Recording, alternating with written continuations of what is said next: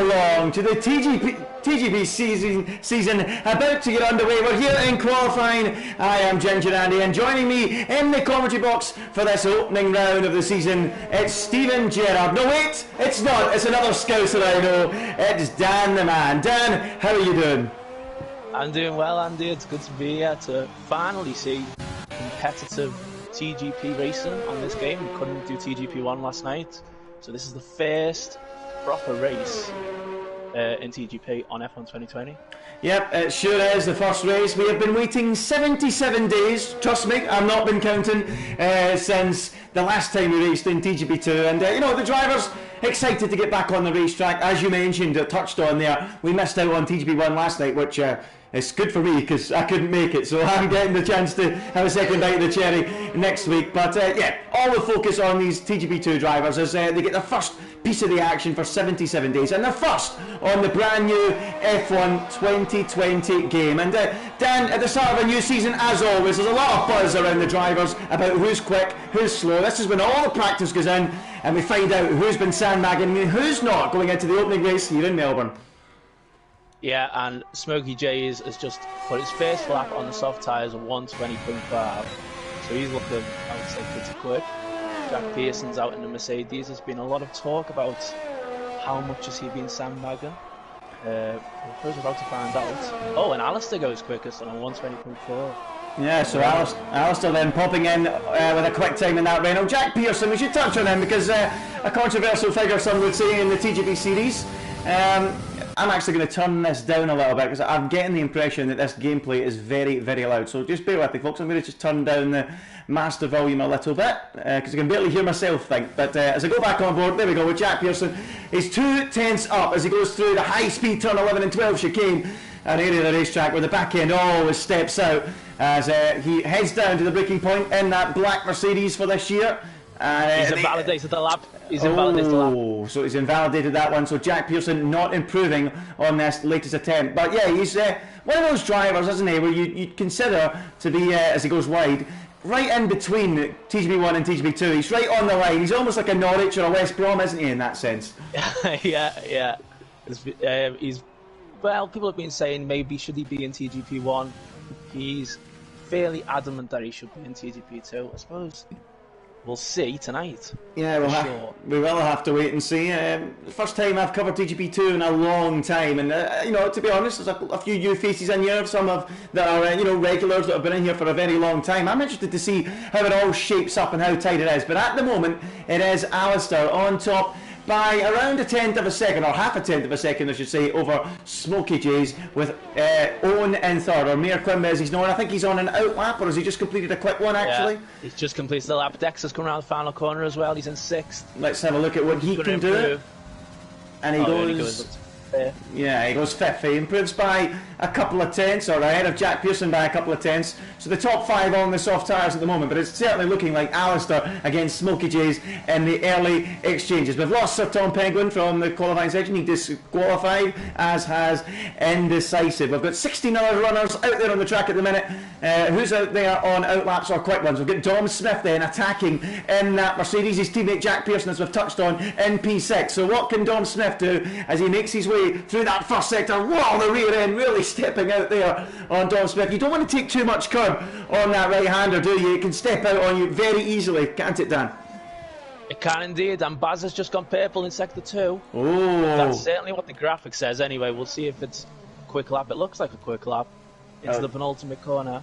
Yeah, well, he's 1.3 up on his best so far, unless he made a real mess of that final sector last time round. Here comes Bazza then, on the soft tyre, up to the line. He goes 6th quickest, a second off the pace, but a 2-second improvement on his previous best. So a decent effort there from Bazza. We've got Jordan on a decent lap. He's finding 7 or 8 tenths of a second. This could be enough to push him up onto the first 2 or 3 rows of the grid. He's currently in the midfield in P9 in that Alpha Tauri.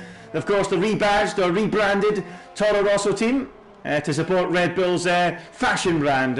So there you go, round the final corner comes Jordan. Where can he put this Alpha Tauri? The Honda engine singing as he races up to the line. A 120.4 to beat. He's very, very close. He's just a fraction away. 400s in the end, and 600s between the top 3. Very interesting stuff here, Dan, isn't it? Oh, it's so close. Dom backed off. he's gone in the pits. I'm not sure what happened. I think he must have made an error in the second sector somewhere. Got Matt Shepherd about to start a lap time in the Alfa Romeo, and Eddie as well in the Renault. Red Bull Kim. Yeah, well, I've got Jack Pearson. He started one, so we'll keep an eye on him then, see how he gets on for the first sector. As we touched on, one of the drivers we expect to be up near the front. We've spoke about how he's on the cusp between TGB1 and TGB2. A lot of friction between he and the league about, trying to make sure he's in that TGP2, which he is now, of course. He's 3.5 tenths up through the first sector, and there is Shep spinning round, but thankfully Jack will be able to carry on his way without any problems, draining that ERS battery in that Mercedes as he breaks for this tricky turn 9. So easy to get it wrong, but Jack in this occasion, although slightly away from the apex, didn't run too wide onto the rumble strip and didn't lose too much time. He's invalidated again. Oh, goodness me, 6 tenths up. How do you get that information? Is there a way I can get that? On the full track map. Full track map. When it turns red, that's an invalidation. Thanks very much, Dan. I'm very rusty. It's been a long time since I've been in league racing commentary. It's been a good while, but Dan, keeping me up to speed with how things work out. So Jack Pearson comes into the pits at the end of that lap, and we need to go and find someone else. Everyone in the top 7 is in the pits except Smokey Jays, who is smoking up the racetrack at the minute. He's flying 2 tenths up so far as he makes his way through that middle part of the lap, and he has invalidated it as well. So the drivers struggling to get to grips with this strict rules on corner cutting. It's certainly a lot more difficult this year with strict rules, isn't it, Dan? You have to be a lot more careful. Yeah, it's so much more difficult, but I think he got a bit too cheeky at turn 9 of the fast left-right, and I have to say I think that was entirely justified, that invalidation. He's pitted, 3 minutes to go. He'll be able to get a new set on, get out there, one final lap.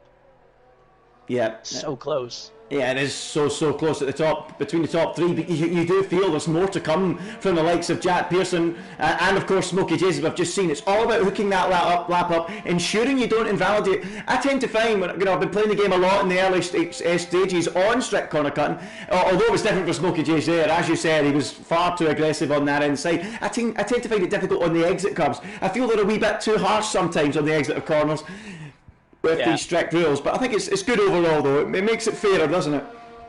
Yeah, I totally agree. We've seen in the past when the rules have been on regular, sometimes drivers have been a little bit OTT with the track extending, which I'm not a big fan of. There's some drivers who prefer it that way, but I would prefer stay on the racetrack. Yeah, well, we know Roy. He's been one of the people. He's I think Roy's backed out of TGB1, did he not? I'm not sure if that is. He's stuck with that. Yeah. But he was really not a fan of that at all. As we watched Neil Jack go very, very, very wide. He feels it takes the fun away. But that everyone's got their own opinion. As Neil Jack comes up to the line, this has been a really scrappy lap, and he stays 16th at the moment. But everyone on an outlap at the minute at the top, apart from Alistair, who's just begun a flying lap then with 1:45 to go in the session. He is going to be the first of the guys up near the top of the timesheets to try and raise the bar further. He's at the minute quickest on a 1:20.4. Surely that bar will be lowered. We've seen so many drivers go quicker but then get invalidated laps, Dan, haven't we? We have indeed. I'm so curious to see what lap Jack Pearson can put in, if he can get a proper lap in. I have a feeling he can get pole. So it's the track is lit up red for Alistair, so I presume he is also invalidated. So another invalidated lap ticks by. Out lap at the minute for Jordan, who's second, and Smokey Chase, who's third. We've got Mike Noon starting a quick lap at the minute. What can the Ferrari man do? The prancing horse. It's not had a good year in real life in Formula 1. What can Mike Noon do? Can he drag them off the canvas? Well, he can with a first sector like that. He's almost half a second up on his previous best through there, and he's purple as well. Flying along, isn't he, Dan? He's absolutely flying. This is to get the prancing horse top of the timesheet for the first quali session of this season. Well, here we go then. Mike Noon making his way down towards the second sector, timing being still 4/10 up, still flying along, still threatening the top of the time sheets. A little slide, a little conservative on the entrance there into 11 and 12. He knows how important it is to get the lap on the board. Might have lost time, and now he's got a little bit deep, almost missed the gear change there. At least a few feet from the apex of the corner, and that will lose him time as we lose Alistair from the session. We'll stick with Mike Noon for now, so Alistair cannot improve. Surely he's under pressure, but Noon was pretty scrappy through the final few corners. He opens up the DRS up to the line. Can he go quickest? No, he dropped a bit of time. So he's fourth, and there's now 4 drivers with the checker flag Dexter's falls. crashed. So Dexter has lost it. We'll have to focus elsewhere at the minute. Jack Pearson in the final corner. He hasn't invalidated. This is for pole. And it's looking very, very quick as well. Jack Pearson. Oh, he smashes them. No, he doesn't. Oh, 20.9. He must have invalidated it somewhere. Or something must have happened. No, he did improve. He did improve, but it wasn't good enough. I thought it looked quite a quick lap, but not quick enough to double the top 4. There's an improvement coming from Jordan now out of the final corner. One by one they went through, and none of them have been able to topple Alistair. Will Jordan do it now? No, he stays second quickest. And now we wait for Smokey J, who is also on a really quick lap, just getting past Kamababo there. Is he going to be the man to take pole, or is this going to go the way of the Scotsman? Alistair Bain, who's at the minute on top of that 1 minute 20.491. Smokey J's, the Danish driver, the Viking heading for the line. Is he going to do it? Of course he is, by 0.2 of a second. Smokey J's is on pole in the opener in TGB2. What a lap. What a lap. Bazza was also going really quick as well, but he invalidated. So it was all just down to Smokey J's in the end, and he put the lap in and he's done it. Yeah, the Haas man gets the job done and sticks it onto pole position. And you know, it was a session where it was all about just keeping it all together, not cutting corners. I felt like a lot of the drivers were confident not to cut corners in the first couple of sectors, but as soon as they got up to turn 11, 12, you know, they felt they had to be a little bit more cautious. But you know, Smokey J's overcame that, found an extra bit of time and stuck it on pole, didn't he? Yeah, he did. I mean, it is so easy to do, especially in that fast turn 9-10. As we've seen Smokey J's do earlier, of course, but not on this final occasion. Well, it wasn't to be for Alistair, who, you know, dropped out of the session quite early on, and you know, somehow was unable to, you know, well, you know, Alistair dropped all the way down to second and was unable to improve, and Smokey J said thank you very much and took top spot. So it's Smokey J's on top from Alistair in second, with Jordan in third, Mike Noon fourth, and Jack Pearson fifth. A quick word on Jack Pearson. Do you think he'll be slightly disappointed with that one? I think he'll be very disappointed. Yeah, I think he will be very, very disappointed with that. Although, well, maybe he does belong in.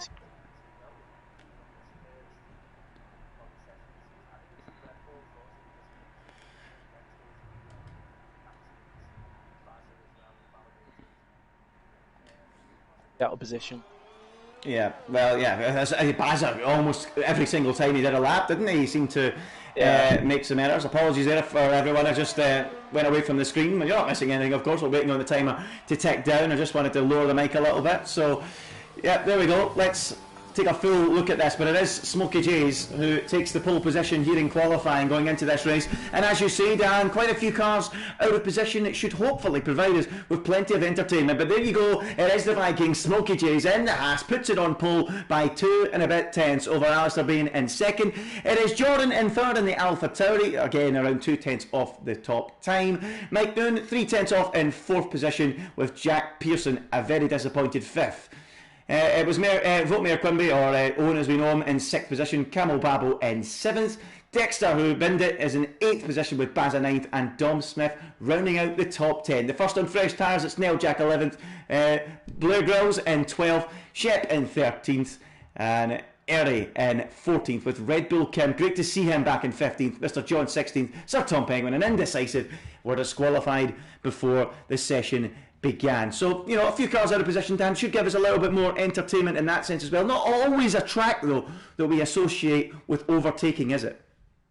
No, it's not. And I have a feeling there's going to be quite a lot of warnings and penalties in this race as well, which we're going to have to try and monitor. Yeah. But it is dry. which is a positive. Yeah, plenty of dry weather to be had here down under in Melbourne. So, tyre strategy will be interesting, especially with those outside the top 10 that get fresh choice. So we'll see what those drivers decide to do. But, I'm looking forward to this one. I mean, you saw Dexter crash. I mean, we missed that on the broadcast. What exactly happened to him in that session when he crashed? He just lost it at the beginning of the second sector, similar to Maldonado's crash a few years ago in Australia at this circuit. And that was it. It was all over for him. But he was improving. Okay. Well, it seems like there's plenty of drivers out there. I think we're both agreeing with that there's a chance of real improvement. And maybe what we saw in qualifying won't really match up to what we see in the race. But of course, as you said, these drivers need to watch the penalties. Strict corner cutting is extremely difficult. But here we go then. The 5 red lights are coming on. And we are about to go racing, and we are officially underway then. Off the grid they go. It's a good start for Smokey J's. We've got absolute mayhem well behind that in the field, and we might even need a safety car immediately. For some reason, I'm not getting any... there we go, I'm getting it now. Safety car is deployed, and yes. Yeah, safety car. For some reason, I wasn't getting any graphics there, but we do have them now. Same here. We got them now, though, and it is Smokey J's that leads the race, but we'll just go back to the rear of the field. Jack, has he got damage? We've got Sir Tom Penguin. Jack's got damage. Both the Alfa Romeos got damage. I think someone stalled or just didn't get going. Yeah. And it caused absolute carnage. Indecisive as well. Has got no front wing. I think certainly from 13th backwards. Red Bull Kim needs a new front wing. Mr. John does. Shep does. Indecisive. Has been disqualified for driving the wrong way, apparently. Wow. Well, that's a bit harsh on him. But yeah, wow, absolute mess. Jack out of the race already. But yeah, as you see, will anyone pit at the end of this opening lap for a set of medium or hard tyres? You'd like to think so, wouldn't you? I mean, imagine you'd get them to the end of the 25% distance race. So I imagine everyone will pour into the pits, and anybody whose teammates or someone higher up is going to really suffer from this. The likes of Dom Smith, for example, or Dexter, who's right behind Baza. So that is going to hurt those kind of guys. And look at Eddie as well in 12th in the Renault. He starts on the hard tyres. Yeah. Well, he might choose to go long. We'll have to wait and see. Let's see how many cars come in. Smokey J's carries on. Alistair carries on. Mike Noon comes in. Wow, I'm surprised at that. And everyone behind that seems to be pouring in. Jack Pearson's in as well. Camel Babel, Mayor Quimby, Baza, every single person behind the top 3 coming in except Dexter, who knew he had to queue. So into the box they come. Jack Pearson onto the medium tyre to the end of this race. Mike Noon had to wait there for Jack Pearson, and he is onto the hard tyres. So that's a jump in the stops then, I think, from Jack Pearson on Mike Noon. So great work there from the Mercedes team, but hard tyres for Mike Noon. Baza's gone to the hard tyre. Camel Babel is on to the mediums in the McLaren. Indecisive. Is he indecisive in the box about what tyres he's putting on? Doesn't look like it. He's gone for the hards, and so many cars into the pits. You've got to be surprised though, Dan, that the top 3 chose to stay out. Yeah, I was not expecting that to happen. Mike Noon's also got himself a 5-second penalty for speeding as he was coming into the pit lane, which he will have to save well and will get added to his time at the end of the race if he doesn't make another pit stop. Yeah, not good for Mike Noon at all. Not good at all. As we go back to the front of the field then, Smokey J's, the race leader, with Alistair behind in second just as they went off the front row, and Jordan in third, and Dexter in fourth. Dexter, of course, you can understand why he stayed out perhaps, because his teammate pitted and he would have dropped right down to the rear of the field. So, I can maybe understand that in his sense, and obviously earlier we know why he stayed out, because he's on hard, so, he maybe feels he can stretch it, but even then, I still think coming in for mediums would have been the best bet, don't you? Yeah, I do worry for those top 4 right now. I really do. And Matt Shepherd is out somehow. I don't know how that's happened. So under the safety car. Well, so that's another one biting the dust then. Shep out of the Grand Prix. So let's just have a little look then. The top 4. The top 5, having not stopped. The top 3 we all expected to come in. Dexter, you could maybe have an argument given that his teammate was going to queue in front of him, and obviously hard tyres for Erda, you can maybe again sympathise and understand why that happened, but certainly the top 3 I'd expected to be roaring down pit lane at the beginning of that safety car period. So that now essentially makes Jack Pearson on the medium tyre the net leader, and Erda has now bailed out and decided to come into the pits by the looks of it. So a late call from him. Yeah, late call. So, well, presumably these guys at the front are going to need another safety car because I can't see any way back for them once they've made their pit stop. Unless hot later in the race. Yeah, unless all hell breaks loose, I don't see how this is any advantage at all. Even if a virtual safety car comes out, unless of course it comes out in about 7 or 8 laps time when the field's a little bit more broken up. I think they really have made a really poor call there on at the start of this race, at the start of the season. I'm just trying to figure out what happened at the back though at the start. It certainly seemed that we had a bit of confusion with not getting our graphics up and stuff like that, but it certainly seemed to me like someone didn't get off the grid and it caused one of those incidents you see very often in GP2 or F2 when a car stalls in the grid. Yeah, classic first race of the season graphics failure, and I think there was a bit of brain failure at the back of the grid as well. Yeah. Someone did not get going, did they? Which caused absolute carnage behind them. Both the Alfa Romeos had to pit, and they both had damage as well. So Tom Penguin was in 14th, ahead of Eddie and Blair Grills, who have both just pitted under the safety car. So essentially, looking at it now, it looks like Jack Pearson is essentially the net leader of this Grand Prix with Mike Noon in second. You would think. We'll see how long they can go. We'll see how long those softs last as the safety car is coming in at the end of this lap. But, as we've touched on many times already, it's so key not to pick up penalties. It's one of those racetracks, a bit like Canada, where I find it quite easy to get a penalty because there's quite a lot of fast apex, fast chicanes, isn't there? I think that makes it quite difficult to try and avoid penalties because it comes at you so quickly. But these drivers, I'm sure they've put plenty of practice in, and that's got to be their main focus, especially in the first race of the season. You don't want to have big, massive penalties at the end of the race dropping you down the order, and you just want to put a clean race on the board for your opening race as we get ready to go racing, Dan. Yeah, it's also very easy to pick up a penalty by hitting another car under the safety car restart here as well in this game. Yeah. Very, very easy. I haven't seen any appear though. Yeah. Here comes the restart. Everyone behaving themselves as we get back underway and racing on F1 2020. And the first safety car is away and gone as Smokey J's leads them across the line with Alistair in second position and Jordan in third as they make their way down into turn one. Almost the first time we've really seen them racing through here in the race so far. Smokey J's then already trying to move left, move right, all over the racetrack, trying to break that toe and try and break away as the front four will look to do on those soft tyres. Remember, the front four choosing not to pit. From the safety car period, we've got Kama Babo going side by side with Votmir Quimby. Is he going to get the way through there? Quimby, he's through and up into 8th place. Kama Babo 9th. I think it was Kama Babo trying to pass Owen and failing to do so. I'm not too sure. Oh, Dom's lost it. Dom's in the wall. Dom is in the wall at turn 5. He's actually still in the race. He's got front wing damage. Oh dear. I'm absolutely amazed that didn't destroy his car. Well, he's going to have to pit. Well, that's a sore one for Dom Smith. Everyone sailing past him then. New wing needed and a safety car is what he'll be looking for. So Dom losing it then. Didn't catch that one on camera, but I'm guessing, a bit like we saw from him in qualifying, he was riding that curve too much on the inside. It was, yeah. Jordan's got a real run here on Alistair for second place. No DRS deploy, of course, just yet enabled. Baz has lost it. Baz is out. No, Baz is out. And Baz is out of the race as well. Virtual safety car. Yeah, and that might cue some pit stops from the likes of Smokey J's, Alistair and Jordan. We'll have to wait and see. The field is still really bunched, but they've got no other option, surely. They won't... Yeah, this is perfect timing. But I still don't think it's going to help them at all.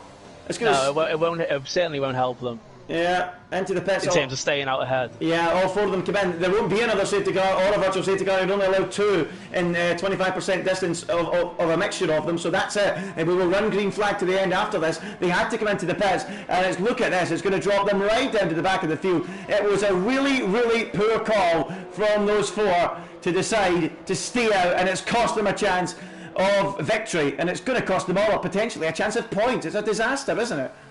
Wow, race is turned on its head after just 5 laps. First race of the season. Smokey J's, who seems like the quickest driver at the minute, and Alistair and Jordan have all got to fight the way back through here. Yeah. The last 10 laps. And they wouldn't have the chance to have the field bunched up again either because they would all run out of safety cars and virtual safety cars. There's Jack Pearson now as we get back underway leads. I saw Dexter pick up a penalty for speeding under the virtual safety car. So Jack leads by 2 seconds to Mike Noon, who was on the slower hard tyre. It's going to be all about who can keep the tyres in better order. Was the medium the right call? Was the hard the right call? At this stage, after 5 laps out of 15, I know it's a tough one to call, Dan, but what would you have went for? I think you've got to go for the medium. The hard is it's too hard, essentially. It's not a good tyre. And it just. I would have gone for the medium every day of the week. Do you think it just lacks any sort of pace at all in the tyre? Yeah, definitely. You see, the medium's got quite a wide operating window at this track. Yeah, and it's. I mean, the medium should quite comfortably get to the end of the race without any too real issues, I would say. Okay, well, let's have a little look further down the order then, and pick up a battle between Smokey J's and Blair Grills. Oh, right, wow. So Smokey J's is passing cars for fun here, and look at this. We've got Erdy going up on the attack of Sir Tom Penguin into turn 1. Mill right on board with Smokey J's, and watch this. Look how much later onto the brake Smokey J's is, and he's right onto the tail of Erdy as they make their way through turns 1 and 2. He's going to sweep to the outside. Erdy seems to have front wing damage. Not sure when he's picked that up. Smokey J's brakes a lot later. Oh, he's got too deep. Oh, I don't think he went too deep. I think he was just caught entirely out by how early Sir Tom Penguin was braking. He just about got it stopped. Penguin really struggling for pace, and here's the attack from Smokey J's. He'll look left, he'll look right. Take your time, Smokey J's. Oh, he doesn't take his time. In the wall.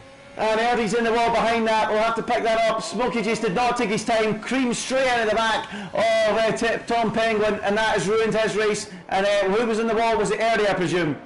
It was, yeah. And then just so Smokey J's just go for a sort of semi-dive bomb at the next corner as well. I don't think he's happy at all with that. And Alistair, he's going to go around the outside here. Oh, brilliant move. Oh, I missed that one. I'm gutted I missed it, but we're all going to miss this though. 3 wide almost, cars off the track and through there. Oh. On the inside goes Smokey J's on Sir Tom Penguin this time round, but you got to feel he should have been a little bit more cautious trying to overtake him the first time. He's now got serious damage. And now look at Jordan trying to find a way through on Penguin. Smokey J's wide, really struggling with that wing damage. Surely he'll have to pit immediately again. Smokey J's he's going to try and battle on with that damage, and look at this, Jordan trying to find a way down the inside of Penguin. He'll open up the DRS, he's got the overtaking use, this should be a breeze, and indeed it is. He flies past Tom into P10. So Penguin down to 11th on this occasion, but we need to go back up to the front, where there's a gap of 9 tenths between Jack Pearson and Mike Noon. It looks like Mike Noon's starting to reel him back in now, doesn't it? It does indeed, yeah. Just a quick shout out, by the way, for Red Bull Kim. He's doing quite well in 6th place. Obviously, the safety car helped him, but he is not doing quite well in terms of ERS management right now. He's only got 3%, 1%, 0. But if he can maintain that kind of position throughout the season, it'd be good to see. Yeah, that's a very good point. This is a stunning effort at the minute from Red Bull Kim in 6th position. Who would have thought we'd be seeing this almost at half race distance? He is the highest Danish driver in the field at the minute. He is, yeah. He's putting together a fine showing as Red Bull Kim. Go on, my friend. Great to see the Viking back in TGP and back running very well in 6th position. I hope he can get some points before the end of the Grand Prix. Let's hope he can do that. But as it looks like Mike Noon's had a bit of a bad lap, because he's dropped back from Jack Pearson by 4 tenths and invited the attentions of Mayor Quimby into the battle. So Owen opens up the DRS and he's now homing back in on Mike Noon. Could we see a move there soon? Perhaps it will. A bit too early there into turn 3, but yeah, I think Mike, is he possibly struggling on the hard tyres? Alistair gets into 7th place ahead of Indecisive on his medium tyres fighting through the field, and Blair Grills has gone off in the McLaren. Oh, so we've lost Blair Grills then. Let's have a look if we can pick that up. We just pick him rejoining the racetrack behind Dexter as we go back to Alistair and Indecisive. And Alistair's ahead now of Indecisive and up into 7th place. So Alistair has been the best of those drivers at cutting his way through the field. He's not picked up any damage by the looks of it, and he's just slowly going about his business and recovering. So he should get Red Bull Kim pretty quickly as well. I mean, there's quite a pace difference between these kind of drivers. I would expect that Alistair should make this one easily. So the likes of Smokey J's and Jordan not making the progress they would have liked, as Mike Noon now cuts into the gap to Jack Pearson. Look at that! Oh my God! He's lost it and he's damaged the wing. Disaster for Mike Noon, getting a little bit too excited on the throttle, and the wing is damaged and it's all gone wrong for the Ferrari man. Will he have to now make a pit stop? What a mistake from Noon. He'll carry on, I suppose, on those hard tyres, but he's going to be understeering like crazy. And now Camel Babel is going to say thank you very much. He picks up the tow, pulls alongside, and will surely ease through into the podium spot on debut in this league, and he is through up into that 3rd place. Mike Noon down into 4th, and Noon lighting up the rear tyres, making a bit of a shocking error for a man of his experience, just when it looked like he was about to start hunting down Jack Pearson. Yeah, Jack Pearson will be breathing a sigh of relief in that cockpit right now as Alistair has made another move past Red Bull Kim. He's in 6th place. I think 5th is achievable. I'm not sure if he can get any higher than that. But if there's carnage again further up front, never know. Given the damage that Mike Noon's suffering from, I wouldn't be surprised if he got there. It could catch him at 2-3 seconds a lap. So we'll have to keep an eye on that one. But Alistair, to be fair to him, mature head on young shoulders. So far in this race, might have made a mistake on strategy, but unlike Smokey J's and Jordan, he's cut his way through the field with real care, and I've been really impressed by that. Yeah, totally agree. We've got Smokey J's and Jordan as well battling for 9th place now. Smokey J's still trundling around with that awful front wing damage. It's been so painful for him at the minute. Yeah, first race of the season. And Jordan seemingly doesn't have any damage, which suggests he's in a shocking run through the field, really, doesn't it? If he doesn't have any damage, but this should be candy from a baby. This should be easy enough for Jordan because of the serious damage that Smokey J's has got. But in the minute, there's absolutely no signs of it. So Jordan. Oh, there you go. Look at the understeer there, and surely Jordan will just sweep right round the outside. He's going to understeer though, so you don't want to be in the outside of a car that's understeering because you'll just get shoved off the track, unintentionally or not. So here we go then, round the final corner, into the slipstream will go Jordan on Smokey J's DRS open, overtake mode active, and again on the outside. That's not really where you want to be, but has he got the overspeed? He has. That's tidy stuff from Jordan, and up into 9th place. And Alistair 5th, head of Mr. John, turn 3, easy move. Yeah. Saw it happen. Very easy, and he's just loving it right now. It's a wrong strategy choice, as you said, but he's making progress back through the field. Yeah, and I would imagine he's going to slice the gap down to Mike Noon like a hot knife through butter. So this is going to be quite interesting to watch to see if they can get there before the end of the Grand Prix. But it's getting very interesting out front as well. 0.4 of a second between Jack Pearson and Owen. Now, well then, maybe we do have a race in our hands out front. What do you think of this one, Dan? This is fantastic. I think this is gonna get very tasty. And very quickly as well. Good chance for Owen. DRS wide open. Yeah, 0.6 the gap at the minute. He's just going to use this first DRS window to try and home in on his target, and then perhaps catapult himself out of turn 1. But he's a little bit too hot into turn 1 there, I've got to say. Bounced across the curb and got out onto the left-hand side of the track, which is not really where you want to be. And Jack gets away with it. We've got a yellow flag out there in sector 3. Let's try and figure out why or where that is. Not sure what that is. Nope, not picked it up. Red Bull Kim, by the way, still running well in 7th place. Very well. Meg Quimby as well. Owen has far more ERS as well than Jack Pearson at this stage. He's in a very comfortable position right now, I'd say. Mike Noon just got a penalty. As did Camo Babo. As did Camo Babo. So is Alistair potentially going to move himself within range of a podium later on in this race? Who knows? We'll have to wait and see. But as you quite rightly pointed out, on the ERS count, things are looking good for Owen. He's saving up. Oh, Jack's wide. Jack's very, very wide through the first part. And now Owen might have the run he was looking for. I don't think he's quite close enough, but he's going to be very, very close in the braking zone. And the nerves are starting to tell for Jack Pearson. He was so deep into the first part of that high-speed chicane. He almost had to back out the throttle, and that's put Owen right on his case now. Was Jack perhaps trying to get protective about not going to cut the corner on the inside, not want to pick up a penalty? Maybe that's what he was thinking. Yeah. Or maybe it was purely down to pressure. The gap is closer than it's ever been here in the opening round of the TGP2 season. Owen with the DRS, gaining and gaining. He's not using overtake. He's waiting for this moment now. Jack gets a little bit too much grass. Oh, coming out of turn 1, and now he's going to have to get defensive. Owen into overtake mode. He switches to the outside. Oh no! He tried to switch to the outside. Jack went the other way. It's resulted in contact, and Jack Pearson has got serious damage to his front wing, and Owen may have damage to his as well. I'm not sure. I think he's got away with it.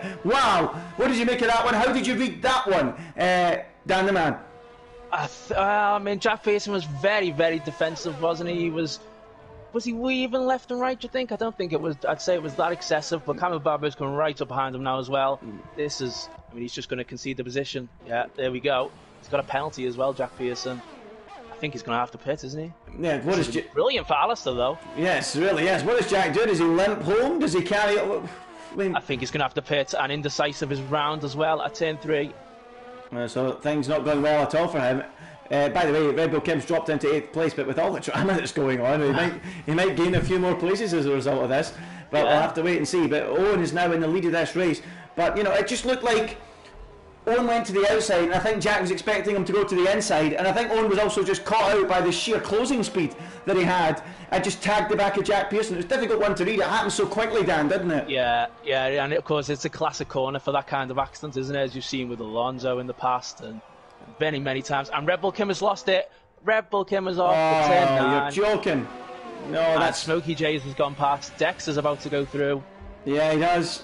Oh, that's a shame for Red Bull Kim. He'd been driving so beautifully as well. Jack Pearson did pit. Oh, that's not nice on Dexter. That looked to me like that was a brake test attempt, maybe, on Red Bull Kim. Did you see that one? No, I didn't see that. Well, I'll give him the benefit of the doubt and retract that comment, but it certainly looked like that to me. So, Camel Babel then, second now in the Grand Prix with Owen up front, who's somehow remarkably not limping. How is he not limping after that damage? Unbelievable. Just on Jack Pearson, this isn't as bad as I thought it was going to be for him. He's in 8th place, he's on fresh soft tyres. He can still gain a few positions here. Yeah, there's a few cars out there struggling, and I think Red Bull Kim perhaps has been overtaken again by Dexter. Well, he was already ahead. Yeah, so Dexter up a place. Red Bull Kim in 10th. At least he's in the points though. Hopefully he can stay there.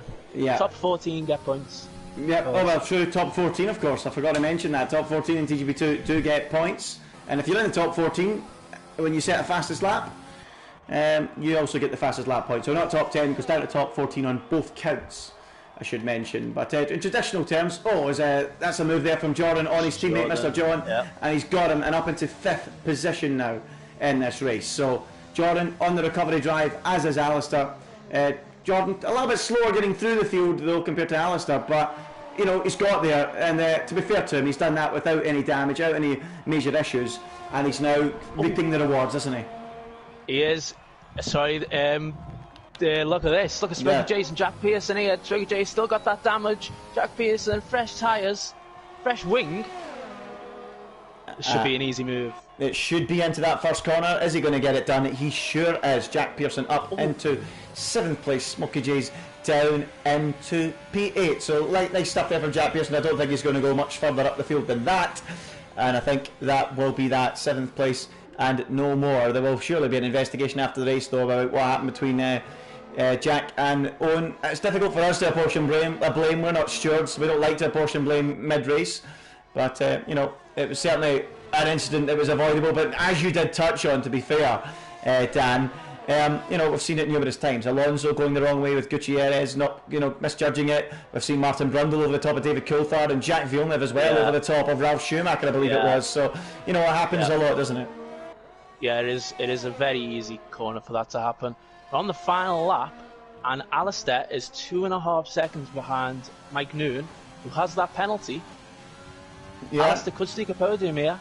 Yeah, well, Alistair will. He will sneak a podium as long as he himself's not picked up a penalty. I'm not sure if he knows the situation with Mike Noon in front. If he asks his engineer, or if his engineer's feeling helpful, he will know that and he'll just stroke it home. But yeah, we'll have to wait and see. But Alistair making the perfect recovery back into the podium places, and as I touched on earlier, a very, very mature drive from him. And you know, I've got to add it to Jordan too. He might be 10 seconds further back and he might have been a little bit more cautious making his way through, but at least he's not done what Smokey J's did and ripped the front wing off, or half of it off, and we got another yellow flag out there. I'm not too sure why, and it's in sector 3.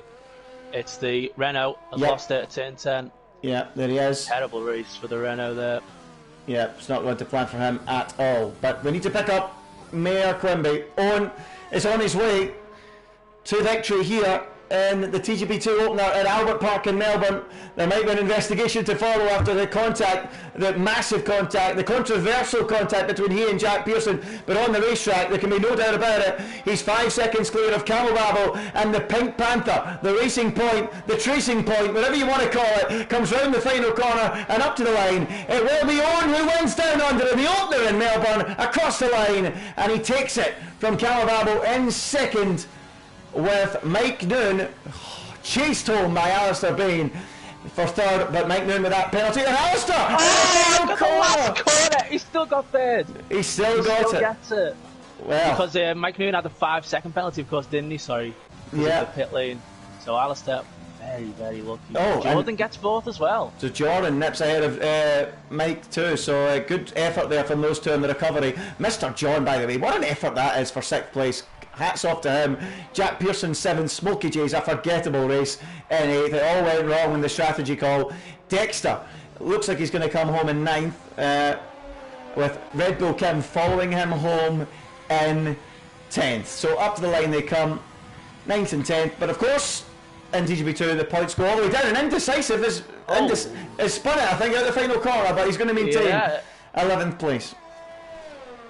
Dexter actually went off at turn 3 on the last lap as well, and Red Bull Kim got back ahead, so I'm not sure how Dexter caught back up that quick on the final lap, but he obviously did. Well, He finishes ahead.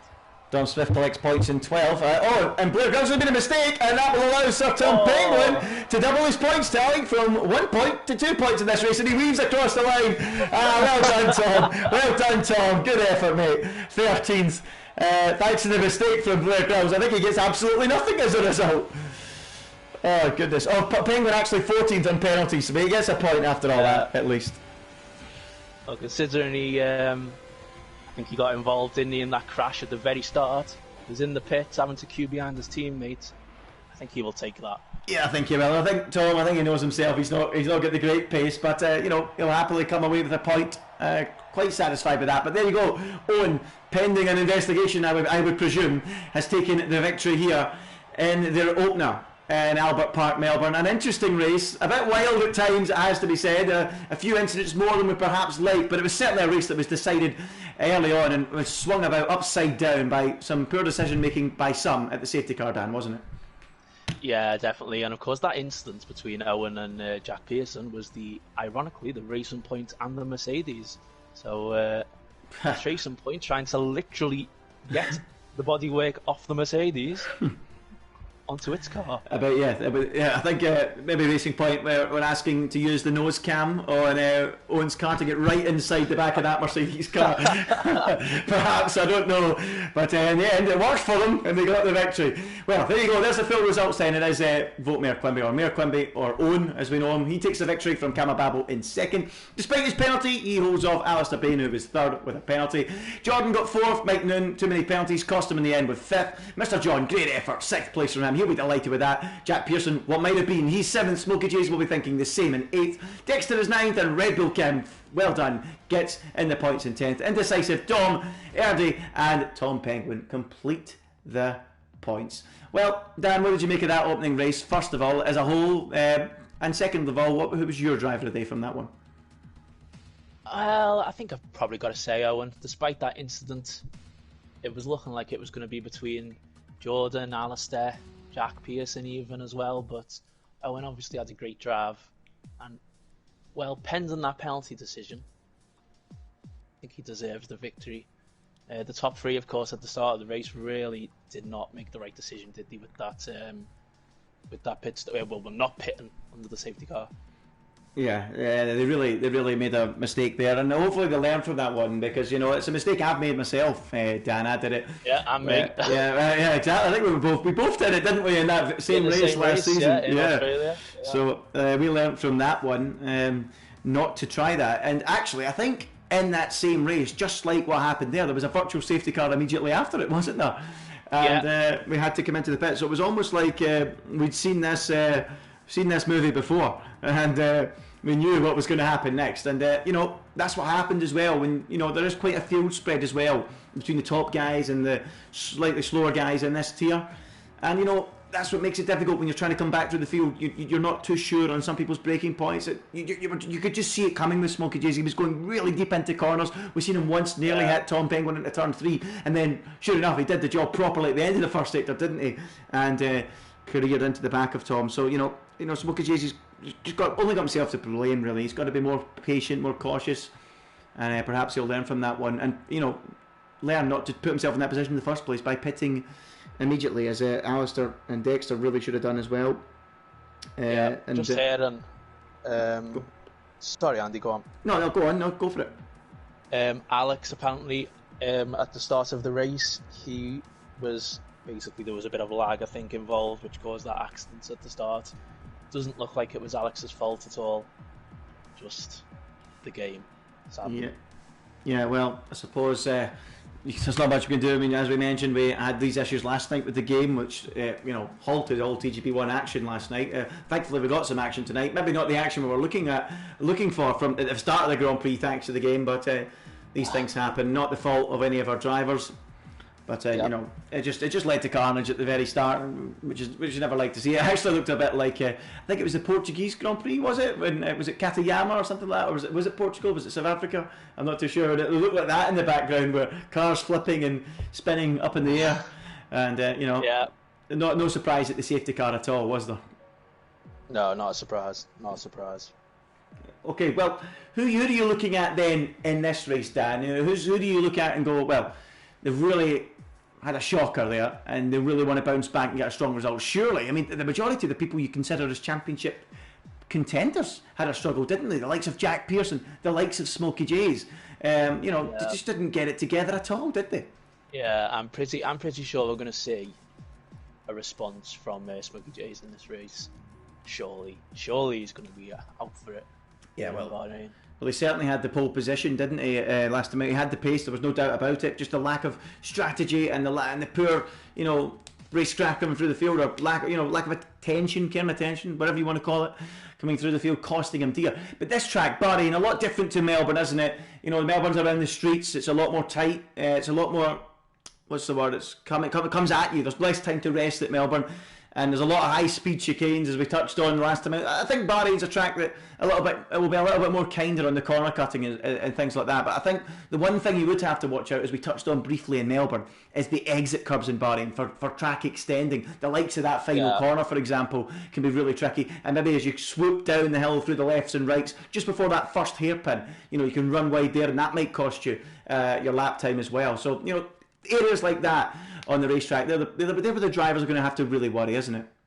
Yeah, turn 2 as well. There's the way it sort of sticks out as like a small little kink, which it's very, very easy to get a bit greedy and try and take all of the curb at that corner, and I'm pretty sure you'll get a penalty for that, or an invalidation for that.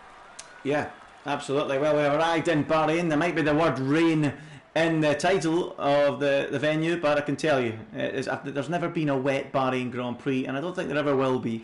Right in the heart of the desert for round number 2 of the championship, as Mayor Quimby-Owen tries to go back-to-back and get that second victory. 18 minutes of qualifying about to get underway, and we're getting some cars coming out onto the track already, and Erdi is one of the first ones out, but he's not going to be the very first man. I think one of the Toro Rossos, it's the Haas of Red Bull Kim, has beaten him out there onto the racetrack, and he will get this qualifying session underway and begin with an outlap. So let's have a quick chat about Red Bull Kim then, as he makes his way on this outlap. He'll be satisfied with that. I think he'll be slightly disappointed with his spin last time out, but points, and in the top 10 as well. He's got to be happy, hasn't he? Yeah, I think he'll be delighted. I think there'll be street parties going on in Denmark. Yeah, I think he'll be partying in his summer house, as he likes to do. I'm sure there'll be an invite in there for us, because Kim likes a party. He sure does. Yeah. So Red Bull Kim then begins an outlap. Who else is on an outlap? Mike Noon, Erdi out there too. Erdi really scrappy last race, wasn't it? Spinning all the time, just never seemed to get into any kind of rhythm last time out in Melbourne. He'll be looking for a stronger showing. Mike Noon in the Ferrari. Well, his spin really cost him dear at the chance of the victory. Just lighting up the rear tyres, didn't he, in that final sector. Just as it was looking to get really tasty between the front three, it became a two-way battle. So Mike Noon will be looking to steady the ship here. Don't get me wrong, he still came home with a solid 5th after the penalties, but he'll be looking to eradicate those mistakes and those penalties on this venue to try and put together a strong performance, because we know Mike Noon's got good pace, doesn't he? Absolutely, yeah. On his day, he can be right up there. We've seen very recently in the TGP Gran Turismo season, he was also right up there regularly in the races, fighting jovial manatee Roy, who absolutely walked that championship. But when he was feeling threatened, it was usually Mike Noon who was there charging at him.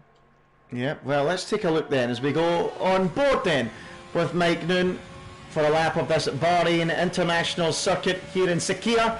down to that first corner, braking just at the starting of that, the start of that curbing. That's the best time to brake. Then just get it onto the curb, and then just shoot up the hill. And there you go, Mike Noon has spun it. Do that. That's almost an exact replica, Dan, of what he did in Melbourne, isn't it? Just getting on the throttle a little too early and going straight for a spin. And Mike cannot be trusted to give us a full fly lap, Gary. Oh God, no! It's identical to I think did Verstappen do that last year? I think. Yeah, I think he did actually. It's very easy to do, to be fair. First lap. And maybe the tyres maybe not up to the optimum temperature he was looking for, but things not going to plan there for Mike Noon, and we'll go and pick someone else up then. So Erdy looking for a stronger showing this time out. He's on a lap. We'll get Red Bull Kim. He was the first man out there, so he'll be the first man, I would think, to put a time in the board. And it's not often we see that. Red Bull Kim purple in the second sector. That's because he's only the man to have gone through that second sector. But here we go. Don't invalidate it here, Red Bull Kim. Don't invalidate it here. Careful. Oh, that was pretty solid through there. Just the right amount of margin, I'd say, on that curb. Opens up the DRS. Red Bull Kim, first man over the line, won at 30.027. Purple, only man across the line so far. And here comes Ernie. Is he going to topple that? Yes, he does, by 0.4 of a second on the slower medium tyre. So TFR Ernie goes quickest with Red Bull Kim second, and that is then beaten. Oh! Sorry, Mike Noon's lost it again. And one of the Alfa Romeos was coming around, and, well, thankfully, Mike Noon ghosted, because that would have been a massive accident. Well, his tyres have just not calmed down since that earlier spin. Well, hopefully. Oh yeah, he's going to have to pay. He's ruined those tyres, hasn't he? But one by one they were improving until Neiljack crossed the line, and he goes 5th of the 5 so far. So Mr. John initially popped into second, but Alistair Bain beat that as Sir Tom Penguin now goes 4th quickest. Shep's gone 9th quickest, and Dexter goes 2nd. He'll be looking for a stronger showing this weekend on that 127.78. As Jordan now on the medium tyre. He always likes an early run on the mediums. 1.1 off the pace of Alistair Bain, goes 2nd quickest. The time's flying in at the start of this qualifying session. Alistair, though, with a really solid effort to open up with, and you know that's what you want, isn't it? 18 minutes of qualifying ahead of you. You want to open up with a nice target, and then, you know, I don't know what you're like, Dan. I'm interested to hear what people think in the comments section. I like to get a good lap in early and then work with the delta time, because, you know, it's a great addition, the delta. I love the delta. Shows you where you're quicker, where you're slower, and just work with that time over the course of the session, and then just bring it to a peak right at the end. Yeah, I totally agree. I sometimes like to go for a second lap on my first run as well, not necessarily to improve, but just to get a feel for it. Certain corners with the delta, see where I might have been a bit slower, see where I can improve time. Kamababo goes up into second on the soft tyres. So solid effort there from Kamababo. 6/10 shy of Alistair Bain. Smokey J's, of course, about a second off the pace, but on the medium compound. Interestingly, though, similar pace to Jordan and Mayor Quimby on those medium tyres. So it looks like it could be quite a tight session when things get going with everyone in the soft, doesn't it, Dan? Does indeed, yeah. Dom invalidated on his first lap, it looks like. He's just come back into the pits. Jack Pearson also still yet to get a lap time on the board. Yep, so actually even left the pit lane yet, I'm not sure. You know, Jack Pearson not leaving the pits, perhaps making a cup of tea. We know he likes to do that quite a lot. Blair Grouse goes 7th quickest on a 1 minute 28.264. So he goes 7th. We've got Mayor Quimby still running in 5th at the minute, and he's on an in lap, I think, as Jordan breaks hard into turn 1. Is this a quick lap on the mediums? Another one, perhaps? We'll have to wait and see. Mike Noon's on another out lap. We can pick him up at some point on his lap when he gets round to start another one. So we'll keep an eye on Jordan, going for what would be a 2nd or 3rd lap on these mediums, just trying to bring himself into the section. This is something I don't mind doing as well, Dan. You know, doing a lap on the mediums and then just sticking a set of softs on and just feeling like I'm in a different world. It just breeds confidence. Oh, that's a block. That is a block from Indecisive. And he might... bit indecisive moving out the way. Yeah, absolutely. I think he might incur the wrath of the stewards for that one. And Jordan's lap will be pretty much worthless now. As who else we got out there? Most drivers in the pits now. We'll go to Mike Noon. Let's pick him up. And there he is, breaking hard into turn 1. We'll pick him up where he spun in that first lap. There we go. And maybe we'll get corner. Yeah, maybe we'll get a lap with him this time. A lot more cautious through there. Getting a lot more curb though, and opening up that DRS as he makes his way down to the braking point at the end of this first sector. Wash the car out towards the exit of the corner. Keep that momentum and then swoop downhill. Left. then right, and then left again. He's purple through the first sector, by the way. Don't invalidate the lap there! No! He's in the wall! Oh, and he's out. Mike Noon, well, it's been aggressive, it's been ruthless, it's been ragged, and it's been one ragged-edged curve too far, and he's sliding across the racetrack and into the barrier, a la Lewis Hamilton in 2008 in practice, and his session is over. Damn the man. Mike Noon starting from the back of the grid for this second race. He will not be happy with that at all. Yeah, we said, didn't we, at the top of the show for the Bahrain Grand Prix, that he needs to just get out things a little bit tidier, put things together a lot more, stop making mistakes, and he starts with a trio of mistakes in this qualifying session, off the track 3 times, simply not where he needs to be in this session, as Jack Pearson starts his opening stanza for this session on a lap. Let's see what can he do through the first sector. A lot tighter than Mike Noon through there. Gets under the curve. Smokey J's jumps out of the way for Jack to sweep down through the left and right hander on the throttle and down the hill. Don't take too much of that curve as we saw from Mike Noon. That's how you do it, Jack. And then make your way through the first of those 2 tricky hairpins. They are really tricky, the hairpins, aren't they? They're so easy to lock up and wash yourself out wide, aren't they? Yeah, really tough, really tough. I think this track in general, to be honest, is quite a difficult one for me personally. Jack Pearson looks like he's on a fairly decent lap at the minute, though, I have to say. It's looks tidy, doesn't it? Yeah, it looks, I wouldn't go as far as say the car's on rails, but I'd certainly say he looks confident round here, looks at one with the car, unlike Mike Noon, and flying through that high-speed right-hander, 27.790 through that second sector. No invalidated time so far from Jack Pearson. He's putting this one together, stringing it together nicely. Is he going to be challenging the top 2 or 3 on this lap as he makes his way through the final corner and heads up towards the line in that Mercedes, which is shining beautifully here in Bahrain across the line? And he must have invalidated it somewhere because... Oh, there we go. No, there you go. Yes, it's gone quickest. A little bit later than I was hoping. I don't know if you got that one late, but I did. Yes, I did as well, yeah. And it's a 1 minute 26 flat, and I'm not surprised at all that he's gone quickest because that looked like a pretty solid lap. It did indeed. I tell you what, I think Jack Pearson also wins for the best looking crash helmet on the grid as well. It matches very nicely with that black Mercedes. Well, I've not... No extra points for that.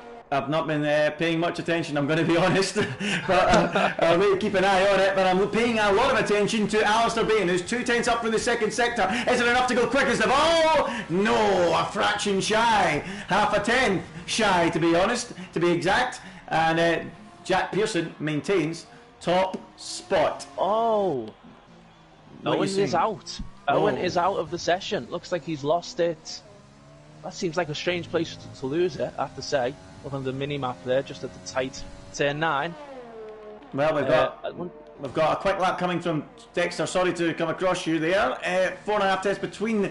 4.5 tenths improvement. Is it going to be enough to move him up towards the top 5 or 4? Dexter for the line goes P4. Smokey J's right behind him on the road as an improvement from Baza into the top 3. That's more like it from Baza. That's almost what we thought he had in his locker but couldn't quite deliver in qualifying last time out. Smokey J's then. Is it going to be another pole position? We've got 7 minutes to go, but that is a good way to start, and he's 2/10 clear of Jack Pearson, the first man into the 1 minute 25s, Dan. And I think Owen actually made the same mistake as Mike Noon. I think he took too much curb on that corner, went straight across to the other side of the track, and immediately out of session. Okay, thank you very much for clearing that one up then. So that's both Owen and Mike Noon making that mistake on the way down the hill and out of the session as Smokey J's is going again, I think, 200s up on his previous best, and he looks like he's just quite happy to just keep pounding round on these tyres. I don't know what the tyre wear's like around here, but it wouldn't be something I'd be too keen on doing. Yeah, I mean, even if the tyre life is good around here, I don't really want to be doing 2 laps on the soft tyre, do you? To then be starting the race on this tyre, of course. Well, let's keep an eye on his second sector. He's certainly using all the track and more on the way into that corner just to open it up a little bit. Might have got away with that one and then just flies through this long right-hander. What's it looking like through the second sector, being a 10th down, and I think that will signal the call to come into the pits then for Smokey J. So with 6 minutes to go, it is he on top from Sheffield Wednesday, Jordan in second, Jack Pearson in third, and Alistair Bain in fourth. Once again, those 4 very, very closely matched, and at the minute they look like the ones to beat. I don't think there's anyone else at the minute looking like getting close enough to challenge that, is there? Yeah, no, I would agree with you. I would totally agree with you on that. Again, the Red Bulls, sort of, they're very close together, aren't they? All the time, it seems, those two, in terms of quality pace. At the minute, one's holding the other one up in the pit lane. Well, let's go and have a look, see who else is out there. Jordan's on an end lap, I believe. Dom Smith then, I think he actually disconnected from the session, so it's good to see him back. Yeah, this is his first proper lap. Yeah, this is his first proper lap. Hopefully the Haas gets well out of the way, and maybe slight compromise there from Red Bull Kim, but I think he'll be okay, as Dom Smith is a 1:05 through that middle sector. So, a wide range of places to get aim at. There's 3.8 covering the whole field, so let's see where Dom Smith will slot in. We're looking, I would think, to get into the top 10. Out of the final corner, he will come. 1:25.8 is the quickest time so far, and this should be well into the top 10. Yeah, into PA 1.2 off the pace, but pretty solid, pretty steady from, pardon me, Dom Smith so far. And knocks down Owen a further place. Yeah. Ninth now. I'm interested to know what Owen thinks. Would Owen rather be knocked out of the top 10 here, because his quickest lap was on the mediums? So that's a very good point. Well, I wonder if Owen would rather be in the top 10 on mediums or not. So that'll be one to watch. But as we watch people in the pit lane, I think he just wanted the fresh tyre choice, wouldn't you, at this stage? Yeah, I suppose you would. Quite like to just start 11th, I think, once it gets to this sort of scenario.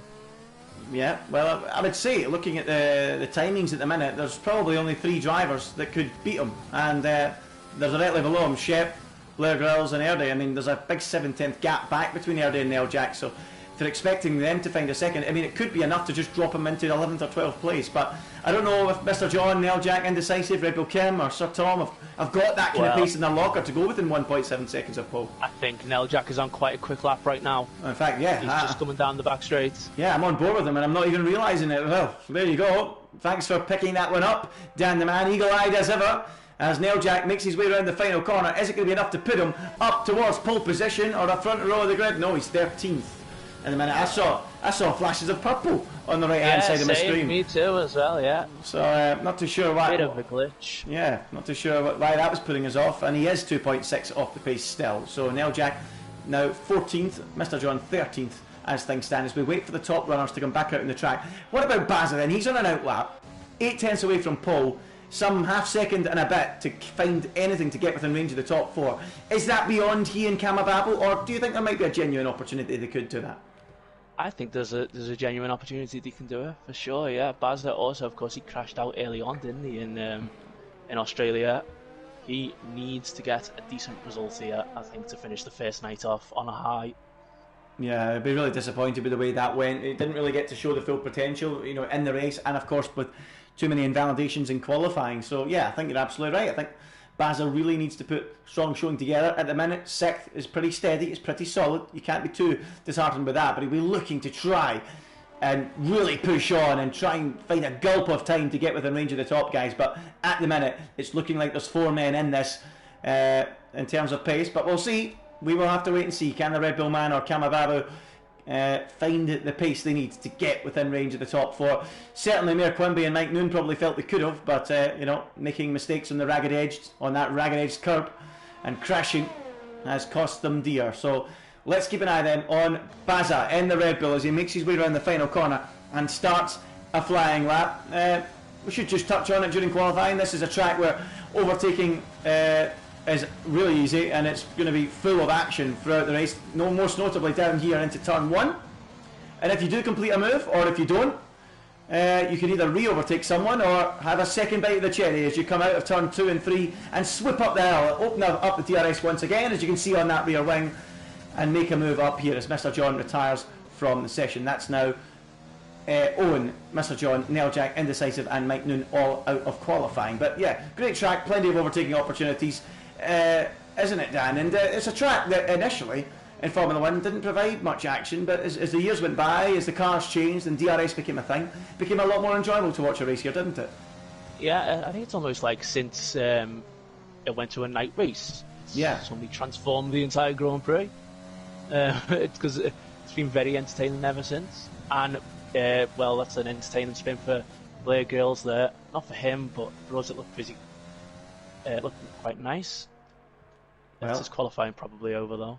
Yep, as out of the way. Oh, Bazza, that's a big moment. That's huge, and he's out of qualifying, and that's a big shunt. Huge snap of oversteer going through that high-speed right-hander, and that's not a place you want to crash. It's a heavy hit, and Bazza is another driver who bites the dust or bites the sand dunes here in qualifying. Out he goes in second. Red Bull Kim was retired too, so Bazza, who was pushing really hard, has ruined that lap, and we now need to keep an eye on the top guys. Jordan not putting together a good first sector on this occasion. Smokey J's is ahead of him on the racetrack.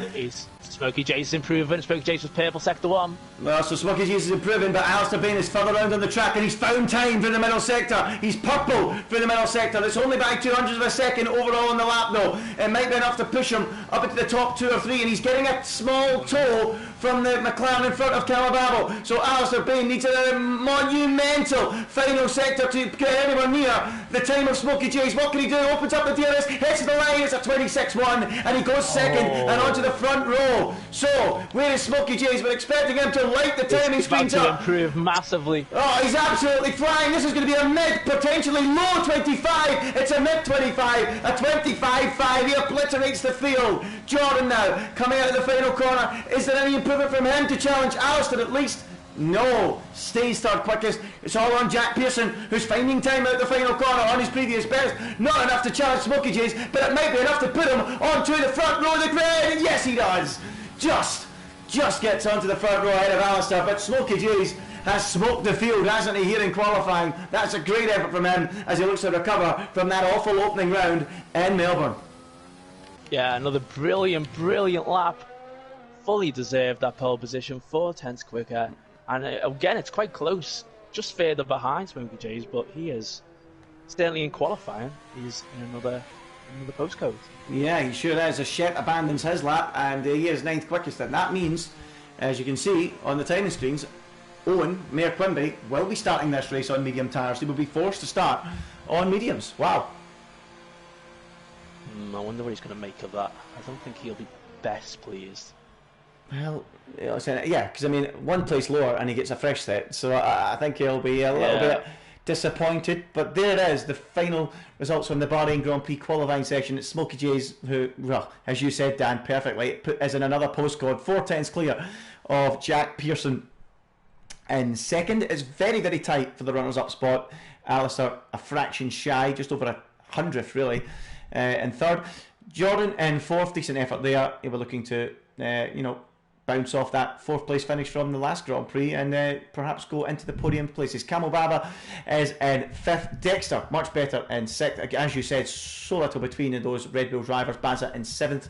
Dom Smith 8th. Shep in 9th with Mayor Quimby 10th. Blair Grills, Erdy, John, Neil Jack, Indecisive, Red Bull Kibs, Tom Penguin and Mike Noon completing the field. But yeah, who was your standout performance? Obviously Smokey J's, but is there anyone out there that really surprised you, that caught the eye? Well, I think Smokey J's has really been the class of the field, hasn't he, with this one? Quickly looking at the live chat, Mike Noon put 3 blank emojis.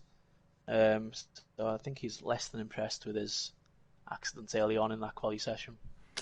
Yeah, well, I mean, I think all of the drivers that crashed in qualifying will be really disappointed because it's not a track you'd usually associate with accidents, is it? Unlike Melbourne, the barriers are pretty far away. It does take some off to do that. But obviously, in all 3 cases that we saw with Mike, with Owen, he's particularly quite high speed through there, and you're really stressing the car on that curb. It's easy to lose the rear end and slide across the track as we saw.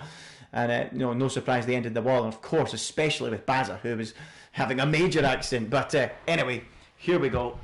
We are on the grid. Round number 2 of the championship. Smokey J's looking to bounce back from a poor race last time out, and we are underway. And Smokey J's has flew off the line there. We've got another spin in the background. That's Sir Tom Penguin. Thankfully, this time, no one else involved. The Smokey J's leads him down into turn 1, brakes very late, and brakes perfectly, and gets it stopped. He leads the way from Jack Pearson in second and Alistair Bain in third. We've got all sorts of action going on in the midfield, but it's Smokey J's with a perfect start as it's side-by-side action going on there. We've got Camel Babel defending the inside line as Jordan tries to sweep right round the outside of him. He'll get squeezed out there, just rejoins in the nick of time without any contact, but it's the perfect getaway from Smokey J's out in front. Jack Pearson second, Alistair third, Cameron Babel fourth, and Jordan in fifth. As having a look there as Baza's shit goes a little bit too deep into the corner. Baza bashing alongside him, and is he going to sweep right round the outside and complete that move? It looks like he will, but Shep will pick a really late. Whoa, that's too deep. You'll go right off the track. See you later. He's off into the Gulf, and he drops down into 7th place, and Dom Smith now will slither through up the inside and take that 7th place away. Dramatic start, Dan the man. Well, until Shepard made that error there by going off, he actually had a very good start. He made up 3 positions. Look at Mike Noon, he's up to 10th already. What an amazing start. What a start from Mike Noon. He's making up for lost time as down the inside goes Dexter on Shepard, makes it work beautifully. Wide there goes Shepard. Mike Noon is now going to say, thank you very much, I'll take another place off you. He's passed half the field on this opening lap. This is an incredible effort from Mike Noon. Shep's not getting it up though, but he'll have to now because Mike Noon is there and gone and through and up into the top 9 on fresh tyres as well. He will be one to watch as they all stream out across the start finish line and onto another lap. Dexter attacking Nom Smith into turn 1. Is he close enough for a loop? Not quite, and he'll have to stay where he is. As Shep comes back, I think, at Mike Noon into turn 1, and he's through. Yeah, and he's got him. And Mike Noon's going to lose another place. Yeah, one side by side with Mike Noon touching wheels there. The 2 drivers who crashed in qualifying getting very close, and Owen, of course, on those medium tyres. Not having the best of starts, losing out there to Mike Noon, who's had a flyer. So Mike Noon, minor setback, not to be too worried. He still gained 8 places off the start and absolutely flying. What a start to this race. Shep is all over the place. He must have damage. Yeah, he's got damage. He has. He's got front wing damage. He must have picked that up somewhere. He had a crazy first lap, Shepard. I don't think he needs to pit with that. Should be okay for the time being. Smokey J's, meanwhile, is trying to rig the toe from Jack Pearson, who's a second behind. He's a fairly comfortable lead. Yeah, fairly comfortable for Smokey J's at the minute as Mike Noon dived down the inside into the hairpin there. Got it done on shit. Mayor Quimby will be looking to do the same. All the action at the minute happening in the midfield, and Smokey J's, as you can see on your left hand side, has opened that gap out above 1 second. Can he keep it there? That will be the key to trying to get the victory here. Shep runs a little bit wide with that wing damage, understandable, with Owen all over him. He's trying to hang it out to the pit window, I think. And you can understand why he's doing that as well.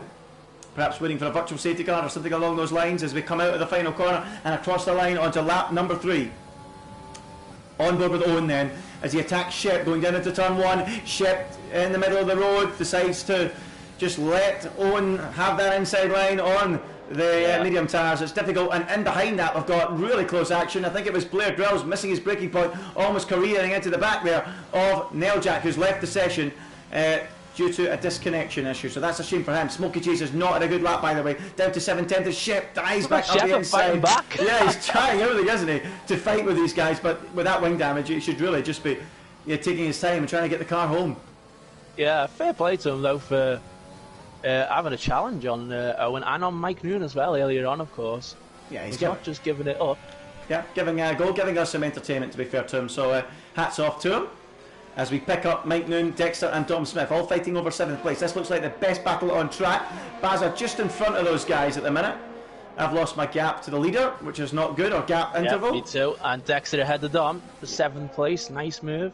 Yeah, you'll have to bear with us, folks, if we miss any action. We'll just need to rely on the tracker for gaps. Ooh, penalty for Jack Pearson in 2nd place. Already. It's only lap 3. That's not good. Not good at all. Yeah, Jack Pearson letting his discipline slip. I was surprised how few penalties are picked up in the last race, but on a track where, penalties are very easy to pick up, but he's lost his discipline here early on and picked one up already. He'll need to keep his nose clean from this moment on. Now that he's found, he's done 3 laps, he should know the tolerances now and just keep his nose clean and ensure he doesn't get any more. As Mike Noon goes from a long way back on Dexter into turn 1. I thought he was going to swipe the nose off the Ferrari there, but just about gets it all under control and maintains possession. And thankfully, I've got my gap to the leader back, and it shows that Smokey J's has not broke that DRS yet, which you'll be disappointed about, because it looked like he was going to early on, didn't it? But Smokey J's has a lot in his pocket, because look, he's got 95% DRS compared to Jack Pearson on 22. Oh, here goes Mike Noon. Here goes Mike Noon. Sorry, got across Mike Noon down the inside on Dexter into the first hairpin, and that was a beautiful move there from Noon. He's one that likes to go for the aggressive moves, and sometimes he gets a slap on the wrist for it, but not this time round. Lovely stuff from Mike on the inside of Dexter, forced his way through and up into 7th place. But yeah, as you were saying, Smokey J's just biding his time on the battery. Is that right, Dan? Yeah, it's actually kind of ridiculous. He's got 90% ERS compared to Jack, around 20%. The gap's now 1.4 seconds. I think it's gonna, well, unless he makes driver error, I think he's really on his way for first victory of the season. But still, a lot can happen. 10 laps to go. Still haven't had any safety car or virtual safety car. Yeah, absolutely. Things can turn on their head in TGP2, and they usually do. So, long way to go in the race. So, Smokey J's is out in front, and everything is going to plan for him. Dexter for 7th place, sorry Andy, on Mike Noon. Side by side, Dexter's got the position done into turn 1. It's great to see. Down into 8, but Mike Noon could easily come back on him here, as you mentioned in qualifying. It's very easy to overtake. And he's going to get it done, I think, on the inside. Yeah, Mike Noon straight back through. These two have been having a great tussle for the last little while. It's been good watching the midfield battles out there today. It's been really fun in the opening few laps, and Mike Noon will be hoping to try and break clear now, showing some good pace. The DRS, working in Dexter's favour there to get a shot back, but then working back in favour of Mike Noon, and he's up into 7th place. So good stuff there from Mike, making up a crucial position, and he can now get after Baza. And Mike Noon here making an early claim for driver of the day, isn't he? Indeed, yeah. Look at Jordan here, though. He's been stuck behind Amababo for a few laps now. I think he's going to be dreaming of the husky chocolate tonight if he can't get past. I suppose he will be. I've never tried it. I'd like to know what it's like. Have you tried it? Do you know what kind of... I have not, no. I wouldn't mind having some though. I'm sure you can. Can't you get some of your contacts? Oh, absolutely not. Husky chocolate. It's tasty. I'll need to give it a go. Anyway, into the pits comes Camababo, and there we go. And maybe there will not be any dreams of husky chocolate for Jordan. And clear air for Jordan, which he desperately needs us. He sure does, and he'll be delighted now. He can get after the top 3, which we know are all really similar on pace. But Smokey J's at the minute just almost toying with the others, isn't he? 1.5 seconds clear, and just saving that battery. He's just coasting. He's in a league of his own at the minute, isn't he? He is, yeah. Look at Mike Noon as well, closing in on Bazette. Look very late on the Briggs compared to Bazette. It's absolutely amazing camera shot there. We had the helicam, or at least from my point of view, we had the helicam. Looks very pretty under the night lights of this Bahrain circuit. And Mike Noon setting his sights on attacking that second Red Bull. And he's right within range. Oh, he's clipped him, and I think he's just got away without any damage there. And he's going to now pull alongside Baza. Baza might want to defend that one. Baza might not be too happy with it, because it's the real reason that Mike Noon's on his tail and attacking is because he gave him a little touch. He tries to go right around the outside using the curb as well, and that might just have worked for Mike Noon. No, it hasn't. Baza stands firm, holds his ground, and holds that 5th place. And now Mike Noon from a long way back. That was beautiful. That was bold. It was brave. And that is P5 for Nooney. Brilliant stuff. He should be able to keep that now. Baza, well, unless he's going to try and go around the final corner. Yeah, he's got it. Oh, lovely stuff from Baza, but he's going to duck straight back underneath him as Mike Noon and retake the place. Now, will Baza dive into the pits? He does dive for the pits. And Noon is given a little bit of free air, but that was great battling between those two as Jordan and Jack Pearson, race leader in the pit lane, have come in, as has the race leader of Smokey J's. So they've all poured into the pits. We've been too busy watching the battle in the midfield, and Smokey J's is in. Jack Pearson is in, Jordan is in, and Smokey J's is going to maintain his lead. And is he going to rejoin the track in clean air? We've got our car off, yellow flag. It was one of the Alphas. I think it may have been Sir Tom Penguin going by the track map, and I was just waiting to see if there was going to be a virtual safety car or anything there, but nope, nothing giving, nothing doing. Lap 7 out of 14, Smokey J's out on the track, and that's exactly what you want to see, isn't it, after a pit stop? As clean air as you can get. And things are all under control. It's worked out with the pit stop, pitting on a previous lap for Camababo. It's worked out well for him. He's got a car in between him and Jordan now, in the name of Indecisive, in 7th place. Yeah, so things really clever there for Camababo. You got to wonder, why didn't the likes of Jack Pearson try that? He's now 2.5 seconds behind Smokey J's. Oh, it's just gone wide Indecisive, which has let Jordan through pretty easy in the end. But still, 1.5 second gap now, which Camababo will be quite pleased about. Smokey J's is the net leader Owen on those medium tyres. 6 laps in. He won't be pitting for a few more laps, I don't think. Well, here's the next question for you, Dan. If you're Alistair and Mike Noon, well, never mind Alistair, he's coming in. But if you're Mike Noon, do you stay out and pray for a virtual? Doesn't look like he's got some good speed, isn't he? He's making his way through the field. There's the yellow. Quite well, so yeah, I think it's best to pit. And I think that indecisive's gone off again. It's just recovered back to track. Well, if the virtual safety car came out there and then, Mike Noon and Alistair would have been in dreamland, wouldn't they? But yeah. As it was, there isn't a virtual safety car, and Smokey Jays will say thank you, and he will regain, well, second place. He's only got Owen to get past now, but Owen will be going very long into this race. Look at Camo Babo out the pit lane here with Alistair. Alistair's just going to stay ahead. Very close. Yeah, but Camo Babo is going to have a great run. Yeah, he'll DRS as well. He's going to be right on his tail. And Alistair, with cold tyres, might have to keep watching his rear view mirrors. Camo Babo gaining and gaining, but not enough. And he retains 5th position for now. Alistair, though, still struggling to get those tyres up to temperature. He'll be understeering ever so slightly through this part of the lap, and with Camo Babo with full temperature in the tyres and brakes, might have a look, but no, he won't. He'll retain 5th and gets himself up and ahead of Jordan. So, but it's Alistair, then Camo Babo, and Jordan, 4th, 5th and 6th, will be 3rd, 4th and 5th, you would think, after the pit stop of Owen. Unless, of course, a virtual safety car comes out and gives Owen the almighty gift. But we'll have to wait and see. Oh, indecisive again, making a small error there, which has but it's going to let quite a few cars go through. And is that a car off? It's one of the Alphas. It's Sir Tom Penguin. So he's lost it. He's back on, and that should be green flag again. But Owen Quimby will be seeing these yellows popping up, and he'll be praying for some kind of safety car. But at the minute, there is no sign of it. As we keep an eye on Mike Noon, who's been overtaking left, right and centre, and he's been doing this quite a few times on Dexter and repassing and being overtaken. These two have given us plenty of excitement so far. Baza, meanwhile, behind that is going to attack indecisive. He'll just wait a moment though and perhaps try and do it into turn 1. But for now, we'll stick with Mike Noon as Owen has pitted for soft. So we'll see where he's going to rejoin in relation to these guys. Going to be close, I think, with Baza, is it? From a long way back, not close enough for a move there. Baza. He's gone. Where's Baza gone? Oh. He's off the track and taking a trip to a neighbouring Middle Eastern country, I think, and off he goes into the runoff area, and he drops down to 9th place, and now Owen will be long gone and clear on those tyres. Mike Noon's gone wide. And Dexter will say thank you and he's gone wide. Oh, sorry, he was already ahead, wasn't he? Yeah. Yeah, he got the position done, but then went wide. Okay, so Smokey Chase then, just to take stock, leads by nearly 3 seconds now over Jack Pearson. He's got this under control.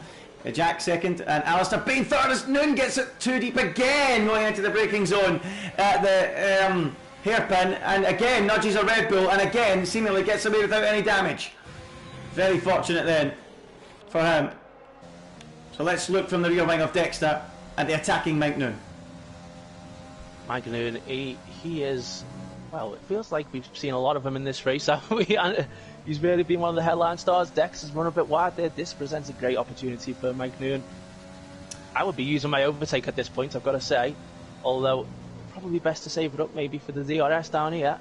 Yeah, and here we go then. Mike Noon with, you can see Owen right behind in the Pink Panther, ready to pounce if anything happens, and Dexter then defending to the left, moving back to the right, and then moves again to the pit wall side, and Mike Noon's going to try and sweep down the outside here. Is he going to be able to do it? Dexter on the inside line, a tighter line, so that should give the slingshot that Mike Noon needs. Going up the hill, look at that for a slingshot. Dexter did not get away well at all there, and through goes Mike Noon. Are we going to see Owen? Yeah, we are going to see Owen up the inside. Don't touch Mike Noon, that was so close. I just about avoids him, and then Dexter slithers back through on Voltmere Quimby. Oh, there's going to be contact there, but incredibly, it's no more than just a nudge. But Noon is through, and surely Owen will now follow through on Dexter. Not quite, as Dexter locking up under serious pressure there. But wow, great action there, and Owen nearly overcooking it and running into the car in front, which was Mike Noon.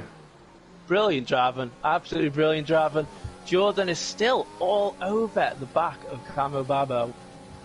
And there's the move that Owen was looking for, through on Dexter, and gets that move done. But let's have a look at Jordan then, as you see, and Alistair, and Camo Babo, all in this battle. Alistair just a little fraction up the road from these guys at the minute, and holding well in third place. Camo Babo finally defeated. And now Jordan, as you touched on, stuck behind Camabamo for so long.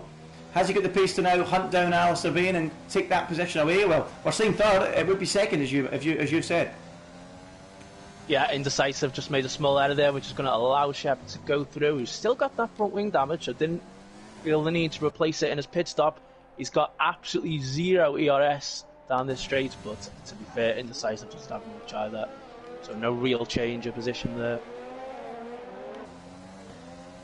Okay. Jordan now all over the back of Alistair. Third place, the final podium position. Jack Pearson, though, of course, still, well, what would he drop down to 5th at the minute, I think? Potentially. I don't think I think it's just 4th? Yeah, be 4th. Yeah, it depends really at how much these guys battle, doesn't it? Yeah. 4th at the minute. We'll have to wait and see. But if Jack Pearson will be looking to try and stretch that advantage when these guys start to battle, but at the minute there's no real signs of Jack really stretching his legs the way it maybe like, as Jordan locks up a little bit going into that final corner. Smokey J's has this all under control out front though. He's been in a league of his own. Yeah, he's loving life right now. As Jordan gets ever closer to the back of Alistair into that first corner. I've got a feeling this is going to get very, very interesting in the next couple of laps. You know what? I hope they don't collide. You've got a feeling? I've got a feeling too. I think it's going to get very, very tasty in the next few laps, Dan. And, you know, I'm going to have to ask you, I always like to put my co-commentator on the line. Who is going to come out on top between this trio? Is that Smokey J's? That's Smokey J's! He's made a mistake! Is it? Smokey J's! Smokey J's! Smokey J's has made a mistake. I thought it might have been a lap car of Red Bull Kim making an off, but it's not! The Danish driver, Smokey J's in the has made a major mistake. Perhaps, I presume he's done what Mike Noonan on Quimby did in qualifying and spun, this time not in the wall, and Jack Pearson has taken the lead of the race, but he's got a time penalty, remember? Yeah, it's not an official lead at the minute, it's 2.5. Does Smokey J's know that, of course? Does he know? I'll be hoping he knows, but he might have already destroyed those tyres. We know how difficult it is to get the tyres back in the window, but with surface and carcass not on, it might just bail him out, Dan, might it? It could do, yeah. But I wonder, I mean, Alistair must be thinking, hey, I can win this race now. Yeah, he can, if he can get within range of Smokey J's. If Smokey J's can find his rhythm again, you've got to feel he should still manage it. But Jack Pearson on the road now has the lead of the race, and he'll be gutted about that penalty, won't he? You can see that Smokey J's his ERS is now down into the 40s, so... He had been pushing. Do you think he was maybe pushing for fastest lap? Maybe, because he did just set it, didn't he? Was he trying to get a few more fastest laps on the board? Well... Got a bit too ambitious? Well, it's a shocking error, isn't it, to make when you're leading a race. It's not something you'd expect. And I was shocked when I seen the ass. I was like, is that Kim or is that Smokey J's? It was a bit like the race on Sunday in the real life Formula 1. Is that Hamilton? Yeah. Is it actually? You know, but yeah. I'd say I did think it was Red Bull Kim when I saw it on the minimap. Yeah. And in the end, it was Smokey J's, and he's locking up again there into the braking zone. But he does have it under control at the minute. He does. He's 2 seconds clear of the group that are all battling one another, so he should be fine. He doesn't need to pass Jack Pearson, but does he know it? Does he know it? That's the question. But the battle is all shaping up behind Camel Pablo again. It looks like he's found a new lease of life, and he's right on to the back of Jordan again, isn't he? It does, yeah. They're preparing for the final lap as well, so have these drivers been saving energy, so have one last little play on the final lap. He isn't in the McLaren Camel Pablo with the engaged scenario 7. We'll have to wait and see if he does. I'd love to hear I love the team radio at McLaren in real life. You know, it was a great insight, wasn't it, to how they push at the end of the race. As here we go, Jordan on the attack of Alistair. Camel Babel behind. Is Jordan going to be closing enough towards turn 1? Alistair defends the middle of the road. Jordan tries to go down the outside. That's brave. That's very brave. They can find a way around there. He should still have some momentum though. A little bit too much sliding going on there, and I think his chance is gone. Red Bull Kim in the Haas is this time the Haas. Camel Babel. Oh, go on, he's going to go for it. Camel Babel on the inside. Is he through? Yes, he is. Jordan's going to try and stay in there, but he can't. And Camel Babel, with a lovely piece of tactical driving, gets the job done at last. He was saving that energy and saved it well, didn't he, Dan? He was indeed. Yeah, Jordan will have one last chance. Oh, he's got a bit too deep into that corner there, but he will have one more DRS zone to have one final go, although it's a very tricky corner following it to get through. Yeah. Alistair, is he going to maintain third? I think he probably will. Which would make that second. So, Yeah. no, would it? It wouldn't. No, it wouldn't, because Jack Pearson, it was clear ahead. So it will be second for Jack Pearson as things stand. Unless Smokey Jays does an Alistair and gets a time penalty in the last corner, as we saw in the last race. Didn't affect Alistair's race at all, but it certainly would affect Smokey Jays if he got one here. So here comes Jack Pearson then on the final lap. He is going to be the man on the racetrack to win it on the road, but because of that early time penalty, he's going to hand it straight back to Smokey Jays. So out of the final corner, Jack Pearson will win it on the racetrack, but Smokey Jays atones for the error lasted out on the strategy and takes the victory in Bahrain. It's Smokey Jays with the win, not as straightforward as he would have liked, but he's got the job done anyway, with Jack Pearson second, Alistair third, Camel Babo in fourth, and Jordan in fifth. Owen on that mega charge through the field got ahead of Mike Noon for sixth, and Mike seventh, Dexter eighth. Baza will come across the line in ninth, and Dom Smith in 10th. That would be your traditional point scorers, but the top 14 get points, and it's going to be Blair Grills a long way back in 11th, Indecisive in 12th, trying to hunt him down, Mr. John 13th, and shit, looks like he's going to get 14th at the end of this one. So no double point score for Red Bull Kim on this occasion. My graphics say that Indecisive has done 19 laps on these soft tyres, so unless he's been driving a different circuit, I don't think that's correct. Just finished 12th. And by the way, Owen jumped Mike Noon across the line because I think Owen had a penalty. Mike Noon had a penalty. So that explains that one then. So 14 laps at the end completed, and it's Smokey Jays who takes the victory. And you know, despite that major mishap midway through the Grand Prix, he looked to have the pace on everyone, didn't he? He just looked like, you know, if he needed to stretch it, he would stretch it, but stretched the advantage a little bit too much and stuck it in the fence, or almost stuck it in the fence, and that would have been a real big error from him if he did that. Yeah, I think he sort of mentally checked out, possibly having a little smoke himself, getting too distracted, thinking about what he was going to get up to later. He was reading the Sunday Times and was in the war briefly, I think, wasn't he? But he got away with it. Yeah, well, there he is. I'll be happy. He might need a new change of overalls before going on that podium after that era, but he is up there nonetheless with the winner's trophy. And Smokey Jays gets race number 2. He gets the victory. So 2 races, 2 different winners at the start of this season. And well, what a fantastic race! A couple of races we've had here. First in Australia more full of chaos rather than great action, but you know, there's plenty of action, especially from the likes of Mike Noon and Dexter in the midfield, wasn't there, to keep us entertained there, wasn't there? There was, and fair play as well. I mean, you know, they were all fairly well behaved in Bahrain. No safety car or virtual safety car, as you say. Quite a nice race. Yeah, it was quite a nice race, and it was a nice victory and a nice 25 points plus 1 point for the fastest lap for Smokey Jays. He takes the victory with Jack Pearson ruining that time penalty on opening night in TGP2. Alistair Bain, a double set of third places, 2 sets of podiums. He'll be satisfied with his opening night's work. Camel Babo, 4th position in the end for McLaren, with Jordan in 5th. Mayor Quimby, he comes home in 6th with Mike Noon 7th. Both drivers recovering from crashes in qualifying. LRT Dexter in 8th. Again, very evenly matched between he and Baza, 8th and 9th. Quite a distance though between them on the track, if not positions. 12 seconds between them. Tom Smith 10th, Blair Grills 11th, Indecisive 12th. Mr. John 13th, and Erdy gets the final point in P14 on opening night. So, Dan the Man, we spoke about the first race. You gave driver of the day to the race winner, Owen. Who are you giving the driver of the day to on this occasion in round number 2? Well, I think, you know what, I'm going to go for Camel Babo. We saw quite a lot of him. He was in a lot of fights, and then of course he held Jordan off for so long. Jordan got through, but Camel Babo was very wise with his energy, and we saw him get through, didn't we, on the final lap, back into position. I would have gave it to Smokey Jays, but you know, he made an error. Yep, and it cost him dear. There was early hopes or early signs that Mike Noon was going to become the driver of the day in that race, but it just sort of levelled out for him, didn't it, as the race went on, and it just wasn't to be. I think he got too embroiled in that battle with Dexter in the end, as he found people more up to his pace, shall we say. Yeah. And I think Mike Noon wins the award for driver of the first lap. Yeah, I suppose. I mean, so basically, when Dom Smith releases the TGP onboards of the week, it'll be number one. Is that what we're saying? Yeah, yeah. I mean, I think Dom. That's what was He's pretty good at doing top tens. Dom Smith, isn't he? He does them for a living, so Yeah. I'm pretty sure that'll be number one on the top tens list. But yeah, a big thank you to everyone. Are we having interviews, or are we? I think we are, because we've got Jack Pearson joining us.